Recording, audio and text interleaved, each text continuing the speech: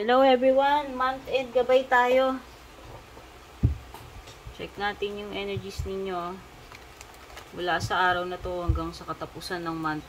Pero kahit kailan nyo naman mapanood to guys, timeless reading naman to. Don't forget to like, follow, subscribe, patap na rin po yung bell icon dyan. At yung mga interested sa private readings, dumiretso po kayo sa aking official FB page. Kayo po mismo yung mag-direct message sa akin. Hindi po ako mag-a-add friend sa inyo or chat. Pag merong ganon, yung po yung mga nagpapanggap na ako. Aries.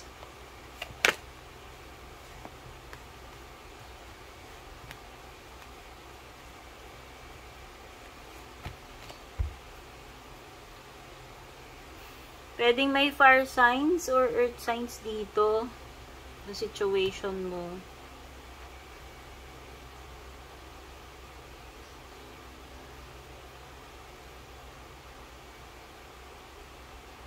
Merong person na nagbabago na yung isip dito, Aries, whether ikaw to in person na nakaka-deal mo, in romantic or in general.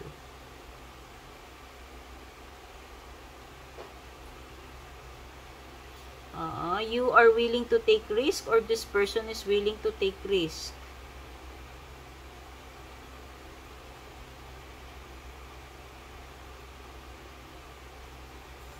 Pero yung isa dito doesn't want to invest money or energy anymore.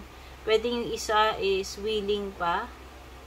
Willing pang mag-try, pero yung isa hindi na. Sabi ko nga may pagbabago ng plans, pagbabago ng isip. No, bahala ka na kung aling energy ka dun sa mga binanggit ko. Okay?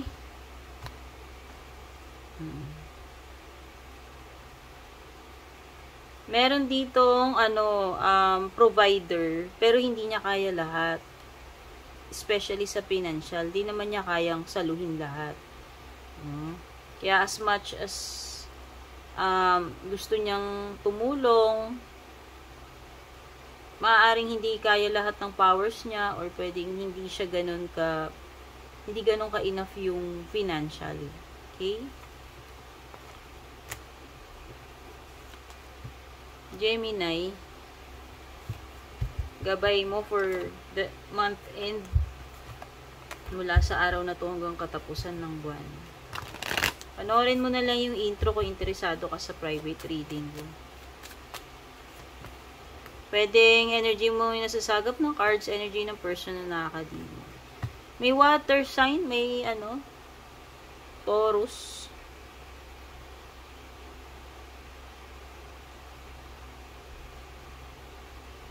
Hindi sinasabi yung totoong feelings niya pero may nararamdaman pa siya. Kaya lang, past person yung kakonect dito. Oo, related siya sa past person. Hindi niya inaamin sa'yo netong person mo na pwedeng in love pa siya dun sa ex niya, sa past niya, or pwedeng hindi niya sinasabi sa'yo na, alam mo yun, mas mahal pa rin niya yung ex niya or past niya. Basta merong energy dito ng past, whether ikaw yan yung person mo. Or merong energy ng past person mo na bumabalik sa'yo, kaya lang pwedeng hindi mo na siya love. Or kung ikaw man yung bumabalik sa person mo, past person mo or ex mo, kaya lang hindi ka na niya love, pwedeng ganun ha. Bahala na kayo mag-identify kung aling energy ninyo dyan.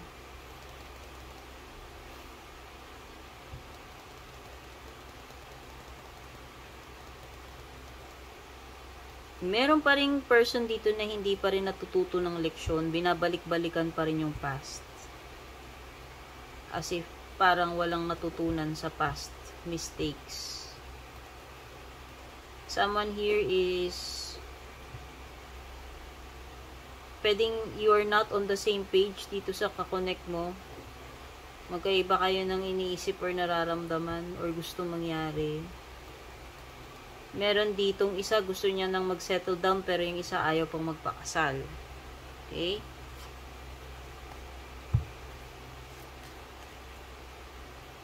Taurus. Ito na yung gabay mo, yung reading mo para sa month end. Pero kahit kailan mo naman mapanood to, timeless reading to. Kung interesado ka sa private reading ko, Taurus, panoorin mo na lang yung pinaka-intro. Or yung mga nakasulat sa description dyan, pakibasa. May earth signs, pwede rin may water signs.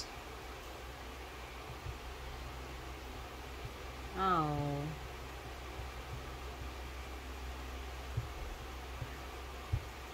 Feeling ko may magbabalik, may interesado na uli, makikonek, kaya lang yung isa, pwedeng wala na, kung kailan naman gusto nang makipagbalikan or makipag-ayos, kung kailan naman nag-reach out na, yung isa naman yung wala ng interest or wala ng feelings. Pero ano pwedeng or ito, either yung binanggit ko na yun or ito, merong isa dito na hindi niya inaamin pero gusto pa rin niya tong person na to.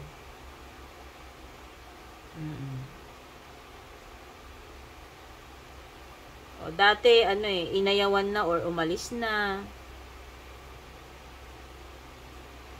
Pero may energy talaga ng magbabalik dito. Bibigyan ng another chance.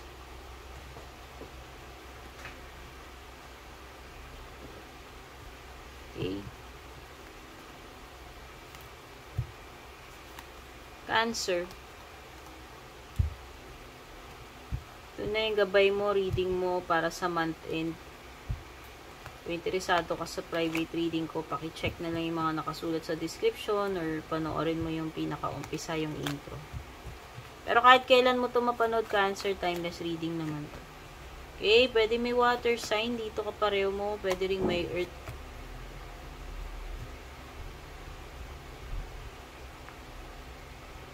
And in terms of business, career, financial, mukhang okay naman, mukhang stable naman.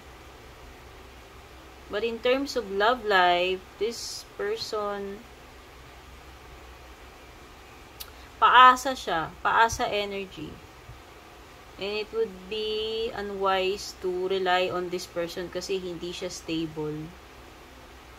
Oo, wala akong nakikitang maturity dito. Pwedeng pabago-bago siya ng feelings niya. Or pwedeng marami siyang kadil, pwedeng hindi lang ikaw yung nililigawan niya or pinagpapakyutan, pinaflirtan nito. I think mababaw lang yung feelings niya para sa'yo. Yun yung more on nagiget ko dito. Okay?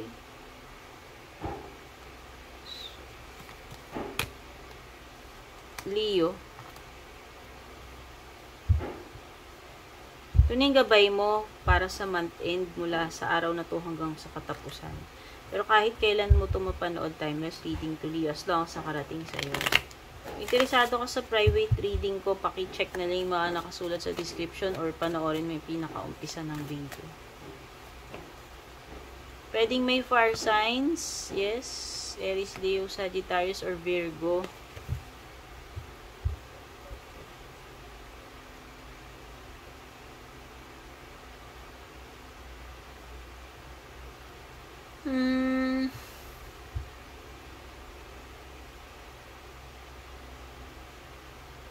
Maaaring may plans of exploring other opportunities or pagta-travel para sa iba sa inyo. Maaaring magkaroon ng opportunity dito Magkakaroon ka ng option, makapamili. Yan, whether ito ay may kinalaman sa love life mo or sa career mo, yung pagpili na yan, ha. Pag-i-explore na yan. May energy dito ng pwedeng magkaroon ng walang communication or pag-iwas. Meron ding energy ng natatabangan na, nawawala na ng gana dito sa relationship, whether ikaw yan o yung person mo.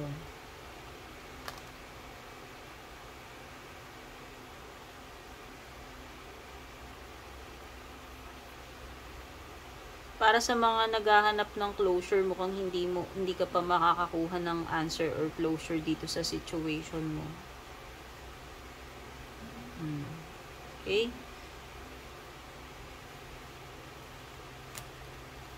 Virgo.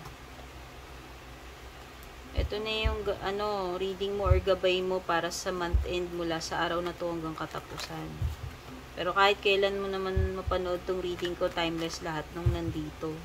Kung interesado ka sa private reading ko, paki-check na lang yung mga nakasulat sa description or panoorin mo yung pinaka-umpisa ng video.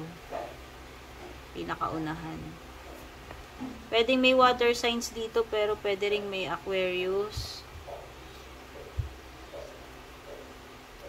Wow! This is past person or ex na babalik sa'yo. Yung tipong hindi mo inakala na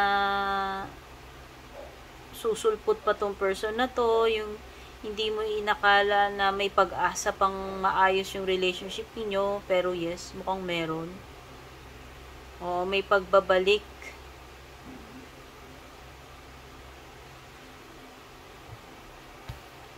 Some of you, kung meron kayong ine-expect na mangyari, matupad, pagdating sa career ninyo, mukhang hindi pa ito yung time, no, na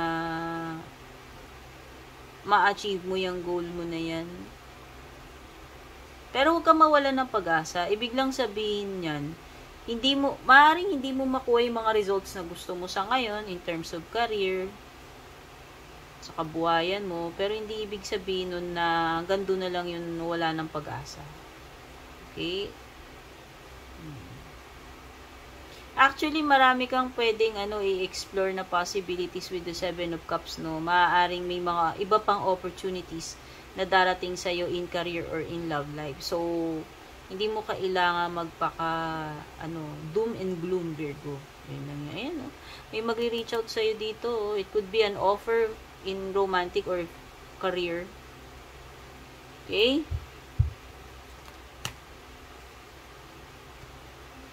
Libra.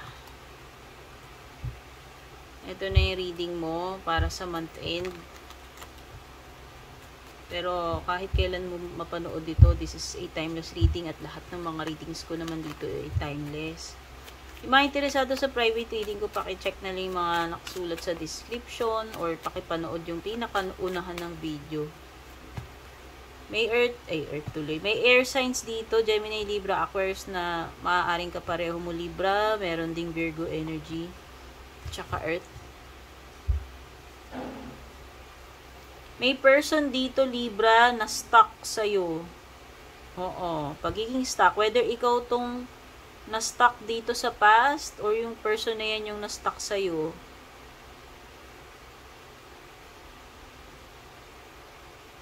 Gusto niya bumalik eh.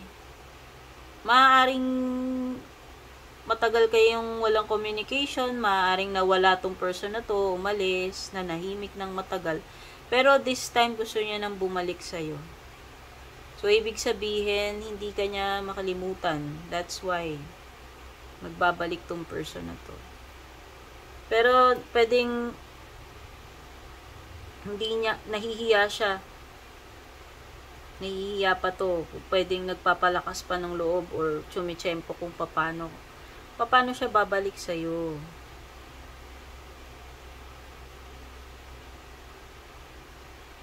Kaya lang iba sa inyo naka-recover na kayo from this person, naka-move on na kayo eh.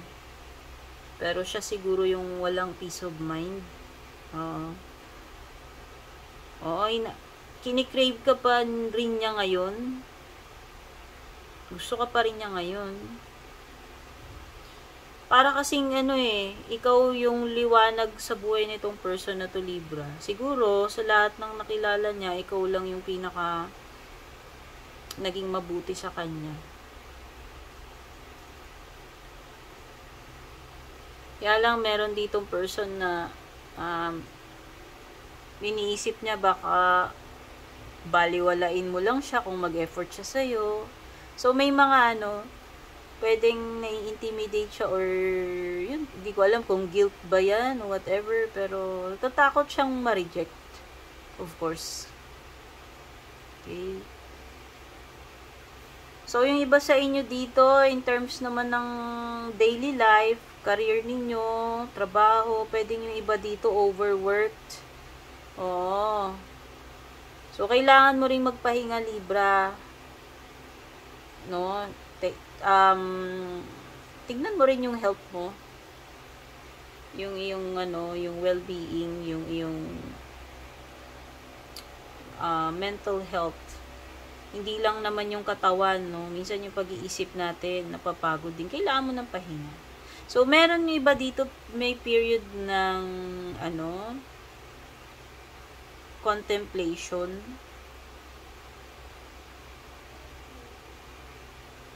Period ng, rest. Yes, kailangan yan. Yung iba, isasantabi nyo muna yung trabaho ninyo para dito sa isang bagay na sa tingin ninyo importante. Pero more on magte-take a break muna kayo in trabaho or in love life. Pwedeng ganun. Okay? Scorpio. Ito na yung reading mo para sa month end. Pero kahit kailan makarating sa iyo itong reading na to, timeless naman to. Kung interesado ka sa private reading ko, Scorpio, pakitignan yung mga nakasulat sa description or panoorin mo yung pinakaunahan ng video. Nandun lahat ng details. Pwedeng may air signs, Gemini, Libra, Aquarius, or water.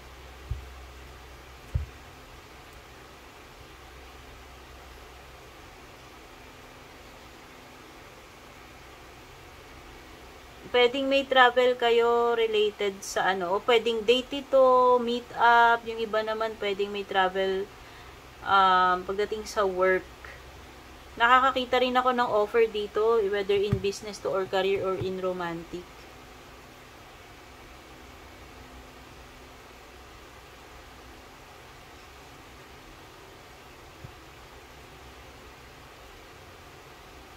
Okay, matatapos na yung matatapos na dito yung period ng away para sa iba sa inyo. Ayaw nyo na. May energy kasi ng sumusuko na eh. Hindi ko alam kung ano tong sinusukuan na to. Bahala na kayo. General reading naman to.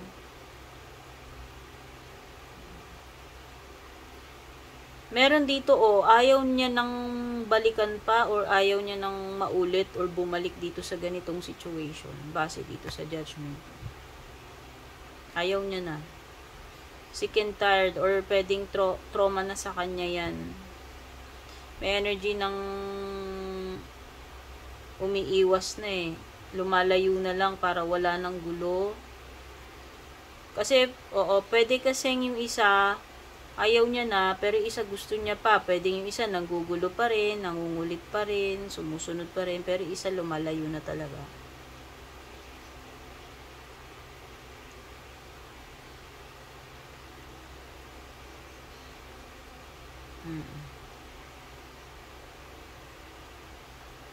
May dalawang knights dito. Yung isa si Knight in Shining Armor. Parang Prince Charming energy to eh. So, pwedeng may dalawang person dito.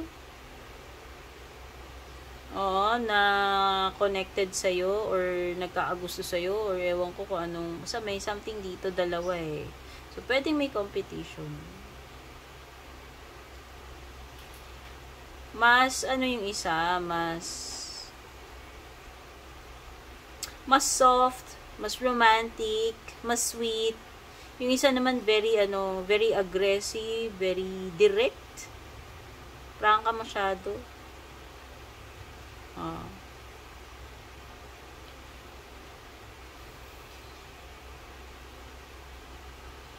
There could be consequences kung hindi ka mag-iingat, no, kung magpapadalos-dalos ka about something, whether sa pera yan, sa career mo, or sa love life mo. Okay? Sagittarius, ito na yung reading mo for the month end. Pero kahit kailan mo naman ito mapanood, lahat naman ng reading ko dito ay timeless. Kung interesado ka sa private reading ko, panoorin mo yung pinakaumpisa ng video or yung nasa pinakaunahan or check mo yung mga nakasulat sa description. Okay, may air signs. Lakas ng Gemini, Libra, Aquarius, pero pwede rin may water. Okay, nakikita ko dito itong mga pinoproblema mo will soon end, no? Maaaring magkakaroon na ng solution yun sa mga problems mo. Or maaaring magkakaroon ka na ng clarity or peace of mind from something na iniisip-isip mo. Maaaring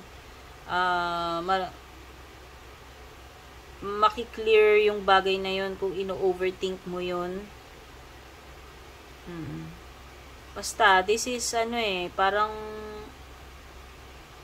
tinik na mahuhugot sa'yo kung matagal ka nang namumroblema about this situation, whether sa career mo yan, sa family mo, or sa love life mo. Oo, mawawala na tong mga fears mo, or kung sino man yung nagdudulot ng fears, anxiety, stress sa'yo. Lugar man yan or person, ha. So, nakikita ko dito is makakapagsimula ka uli. Ayan, huwag kang mag-alala. Panibagong buhay, panibagong lugar, setting. Ayan, no, kasi makakalipat ka na, makakaalis ka na eh. Mas makakalipat ka na sa mas better place or mas safe place or mas a better partner, person. Basta, this is transitioning into something better. Whether sa career mo yan, sa lugar na tinitirahan mo, or sa relationship mo.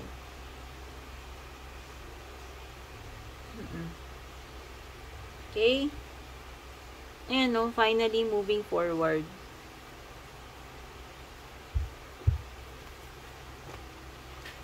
Capricorn. Ito na yung month-end reading mo.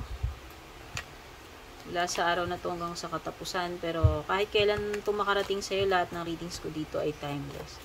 Kung interesado ka sa private reading ko, basahin mo yung mga nakasulat sa description or yung nasa pinakaunahan na itong video, nandun lahat ng details.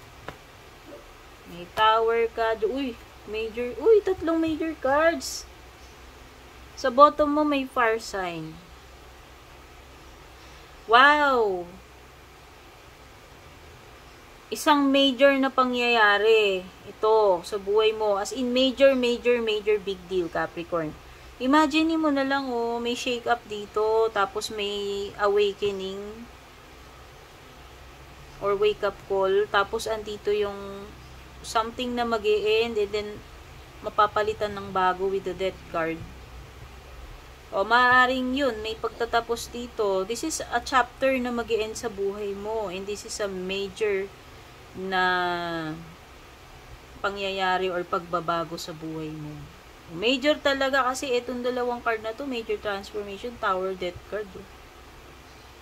Pati yun.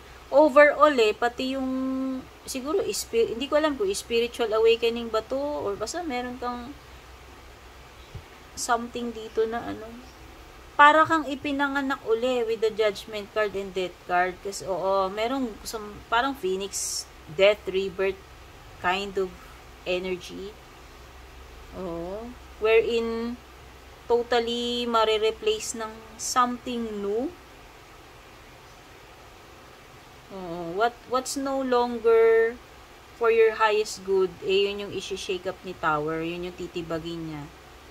So, definitely, merong some kind of interruption siguro sa buhay mo, or sabihin na natin pwedeng upheaval. It's time to end na talaga kung ano man tong bagay na to, whether sa career mo yan, or sa love life mo, or maybe sa family nyo, loved ones mo. Maaaring hindi mo inasa mangyari to, pero kahit siguro gaano kahirap, or maaaring hindi mo noong una inisip mo pwedeng hindi mo kayang tanggapin, pero you need to accept. Kasi kung hindi mo yan ma-accept, hindi ka makaka-move forward. Whether you like it or not, mangyayari yan. Mag-e-end yung dapat mag-end dito, and yun na siguro yung pinaka-wake up call mo. Pero makakapagsimula ka naman yun naman ang maganda sa Death card actually parang nagkaroon ng resurrection.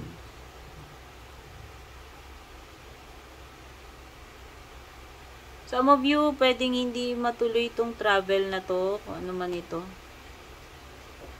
Or kung ano man itong pagplano mo na to na gustong-gusto mong gawin, merong something dito na hindi mo na matutuloy or hindi na magpupush through. Pwedeng may Scorpio, by the way. Scorpio tsaka fire signs. Sagittarius. Aquarius, correction. Aquarius. Ito na yung month end reading mo. May mga dapat mong malaman, messages. From this day hanggang sa katapusan, pero kahit kailan mo naman mapanood to, as long as nakarating sa ito, Aquarius, lahat ng mga reading ko dito ay timeless. Yung mga interesado sa private reading ko, check nyo nila yung mga nakasulat sa description or yung pinaka-unahan na itong video, panoorin nyo nandun lahat ng details. Pwedeng may fire signs, pwedeng may Leo, or earth signs.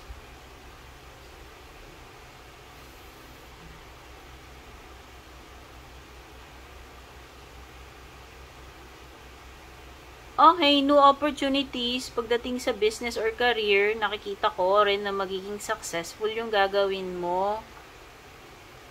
Oo, successful din kung mag-explore ka ng, ewan ko, magta-try ka sa iba, nakikita ko na merong opportunity if you want to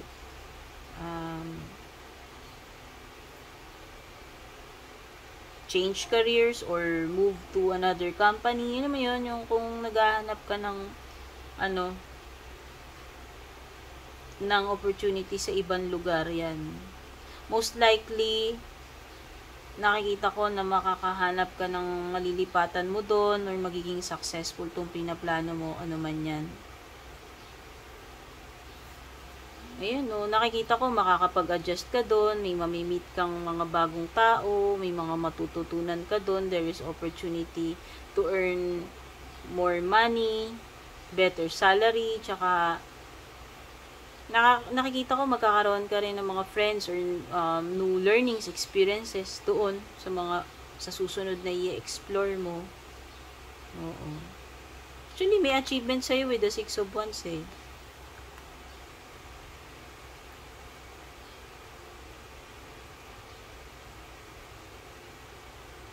Okay, meron person dito na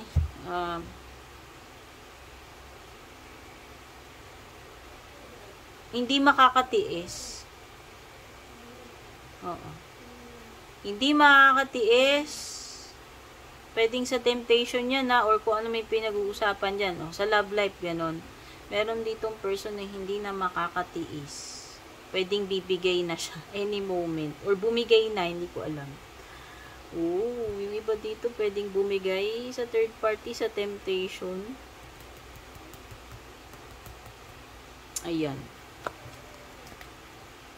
Pisces. Ito na yung reading mo. Ano yung mga mensahe ganap, mga dapat mong malaman para sa month end mula sa araw na to hanggang sa katapusan. Pero lahat ng reading ko dito, Pisces, ay timeless. Kaya kahit kailan naman makarating sa iyan. Yung mga interesado sa private reading ko, basahin nyo nila yung mga nakasulat sa description or panoorin nyo yung nasa pinakaunahan na itong video, nandun lahat ng details.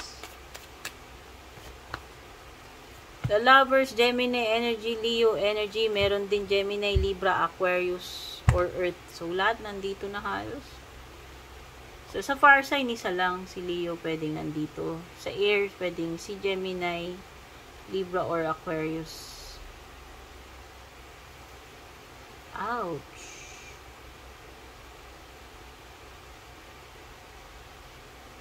Yung iba dito, maaaring nawala na ng feelings. Or maaaring magkanya-kanyang landas na kayo nitong person. Paghihiwalay, sabihin na natin, or meron na nagbago, na fall out of love na siguro. Maaaring yung iba dito, irreconcilable na. Maaaring mahirap nang ibalik sa dati. Or maybe merong ex dito na bumabalik sa'yo, Pisces, pero para sa iyo ayaw mo na eh. Para sa iyo nakalaya ka na dito eh. Wala ka ng planong balikan pa yung nakaraan. Yun yung nakikita ko. Especially if this person is naging toxic yung relationship ninyo. Nakapamili ka na rin eh. And then nakikita ko dito sa future mo is another air sign. Yes, pwedeng yung past mo, ex mo is Gemini, tapos dito sa present pwedeng may Leo. Pwedeng may Leo na nandito sa current background mo. Pero nakikita ko in the near future or sa future mo, pwedeng another air sign, Gemini, Libra, Aquarius. No, pwedeng bagong air sign or pwedeng may air sign na bumabalik sa iyo past or ex mo, kaya lang nga sabi ko nga nakausad ka na eh. And ayaw mo nang balikan to. Ayaw mo na uling maulit pa or hindi mo na uli bibigyan ng chance kasi nga naging toxic itong relationship ni itong person na to sa iyo. Ayan, nakapag-decide ka na, nakapanimbang ka na eh. Okay, mas gugustuhin mo na lang maging malaya kaysa maging committed dito sa past mo or ex mo na hindi naman siya naging mabuti sa'yo or nasaktan ka. No? Kasi naka-recover ka na eh. Ayaw mo na yon, healed ka na. So, yun ang nakikita kong energy. Okay, yung iba dito in terms of career, business, maaaring may opportunity kayo.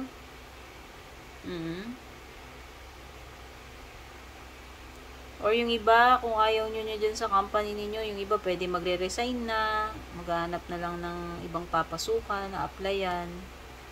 Kasi feeling ninyo, pwedeng hindi kayo, alam mo yun, pwedeng hindi ka na rin happy dyan, fulfilled, or pwedeng gusto mo pa ng mas, malaking sahod or better opportunity out there. Baka naghahanap ka ng, ng better na lilipatan. Okay. So, meron iba dito, nagja-juggling act kayo, nagmo-multitask kayo about something, hindi ko alam, pwedeng sa trabaho to, o negosyo. O, doble kayo, doble effort, kumbaga, ano ba yung tawag dun?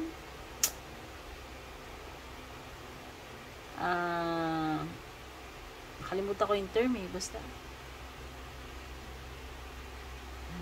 Nakikita ko dito is healing, a stronger you, Pisces, could be a transformation or leveling up pagdating sa sa spiritually, mentally or physically, overall, parang this is you na survive mo yon difficult situation na yan. Sabi nga nila, what doesn't kill you makes you stronger, and yun yung nakikita ko.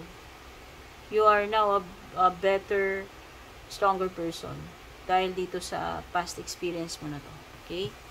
So, yan yung mga na-pick up kong energies, all signs. Thank you all so much for dropping by para manood. Love you all. Sana makatulong sa inyo itong reading. Don't forget to subscribe, like, follow, share na rin. Take care. God bless. Babush.